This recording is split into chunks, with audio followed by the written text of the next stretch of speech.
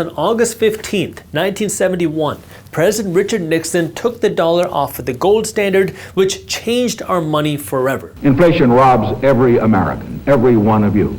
I have directed the Secretary of the Treasury to take the action necessary to defend the dollar against the speculators. I have directed Secretary Connally to suspend temporarily the convertibility of the dollar into gold or other reserve assets, except in amounts and conditions determined to be in the interest of monetary stability and in the best interest of the United States. This means we went from transacting with money that was backed by physical gold to then transacting with fiat currency, the same looking dollars, but now instead of being backed by physical gold, it's backed by a promise by the United States government that the money that you're using has actual value. This had a lot of implications. Number one is our central bank, the Federal Reserve Bank, now had the ability to print essentially an unlimited amount of currency because you didn't need more gold to print more of those dollars. And this then helped the economy boom, because now all of a sudden there was a lot more money, or at least what we thought was money, this fiat currency, entering our economic system, because now the Federal Reserve Bank could print more money, lend it to the United States government, and then the government could then do whatever they wanted with the money, which then boosted the economy. It created more jobs, but it had the impact, which was, of course, inflation. If we look at the 5 decades between 1971 to 2021, the median household income in America grew by around 700%. It was actually a little less than that, but let's round up for the purposes of this example. During the same time period, the average new car sold in America grew by 840%. During the same time period, the median house sold in America grew by around 1,200%. And during the same time period, the average cost to go to a public university for 1 year grew by around 2,000%, which means for the average person, the $100 that you had sitting in your savings account now buys you less stuff, and the money that you're earning from your salary buys you less stuff. While at the same time, investors got rich. Why? Because of the same 5 decades, we saw the stock market, more specifically the S&P 500, grow by more than 4,000%. This is what happens now when you start to print more dollars.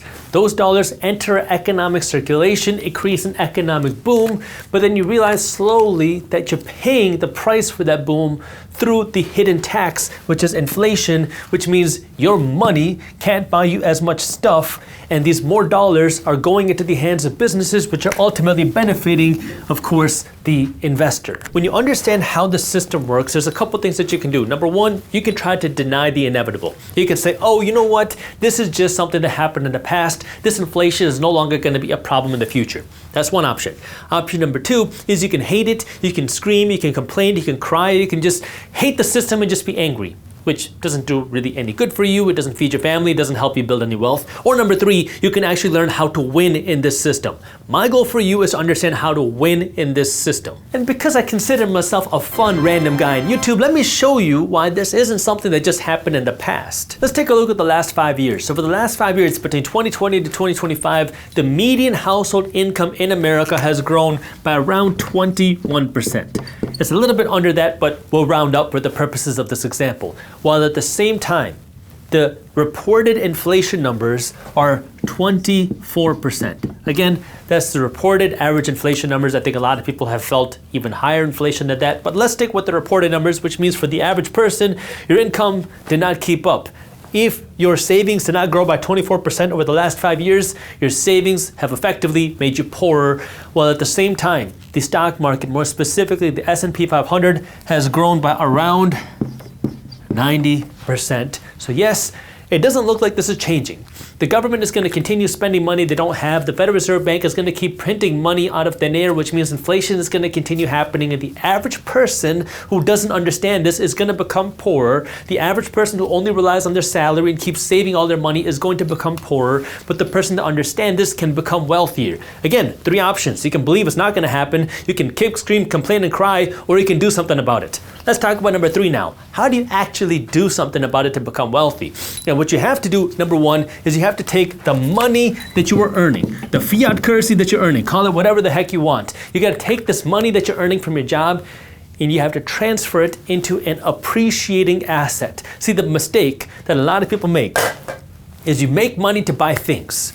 I go to work every single day, and then I use my salary to pay for my house. I use my salary to pay for my car. I use my salary to pay for my clothes. I use my salary to pay for my groceries. I use my salary to pay for my vacations. And then I save and I invest if there's any money left over. Well, that is a strategy to be broke for the rest of your life. Period. Now, I get it. Life is hard, especially when you've been seeing so much inflation. And I get it. The economy hasn't been the best. I get it. The job market hasn't been the best. But here's the reality. This is not going to get better. It's not going to get easier this year. It's not going to get easier next year. It's not going to get easier the year after that. It's only going to get more difficult. So you have to get serious about this sooner rather than later.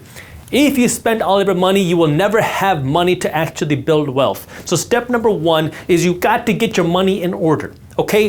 If you have credit card debt, if you have $0 in savings, no emergency cash, you were a recipe for disaster right now financially. I call it the financial danger zone. So the very first thing you got to do, okay, you got to get rid of the credit card debt. You got to get at least a couple $1,000s in emergency savings. That's not all that you need for your emergency cash, but you got to have some just in case you get laid off, in case your kid gets sick, in case something happens to you. You got to have some money to be able to fall back on so you don't have to go into credit card debt. Once you do that, now you can no longer spend all of your money. That way you have money to invest, because what wealthy people want to do is they want to earn money to buy investments that make them more money, because wealthy people want to live off of their investments, not their salary. Now hear me very carefully here, because this is the part that a lot of people get very overloaded by. Wealthy people want to earn money, that way they can invest money so they can live off of their investments, not their earnings. The average person, the average broke person, which is the majority of people, want to earn money and live off of their salaries. I work so hard to get my degree. I'm a doctor, I'm an attorney, I'm whatever. Why wouldn't I want to live off of my beautiful salary? Because that's a recipe to be broke in this economic system. And so what you want to do is take your salary and dump as much of your salary as possible into investments. That way investments can start to grow. Maybe they pay you with cash flow depending on what you're investing in. And if you can live off of your investments, well, now you are financially free, because number one, you don't have to keep going to work to get paid. Number two, if your company lays you off, no big deal. You have your investments to fall back on. Number three, if you were to die, no big deal. Your family has assets to live off of. I know that was really, really morbid. I'm not talking about the emotional side of things. I'm speaking just financially, so I'm sorry about that. But the whole idea now is when you own the assets, your assets benefit from inflation. We've seen this happen decade after decade after decade after decade. Investment values generally benefit from inflation. Now, yes, there are times where asset prices fall. We've seen stock market crashes, we've seen real estate crashes, we've seen cryptocurrency crashes. It's a part of our economic system. But if we zoom out and we look at stocks and real estate specifically, we know that over the long term, investment values generally go up. But it starts with you taking the money that you're earning from your job, understanding that this cash that you're earning is a liability. You don't want to turn this cash into more liabilities like your cars and your clothes and this other stuff. You want to turn as much of this cash into an asset as possible. And once you can do that, now the game is stacking the assets until you can live off of the assets. If you enjoyed this clip and you want to continue your financial education journey, I have another video that I think you'll love. All you got to do is click that button right over there. And for those of you who want to stay up to date on the top finance and business news, you can join Market Briefs, my free financial newsletter, by clicking that button below. Thank you for watching, and I'll see you in the next one.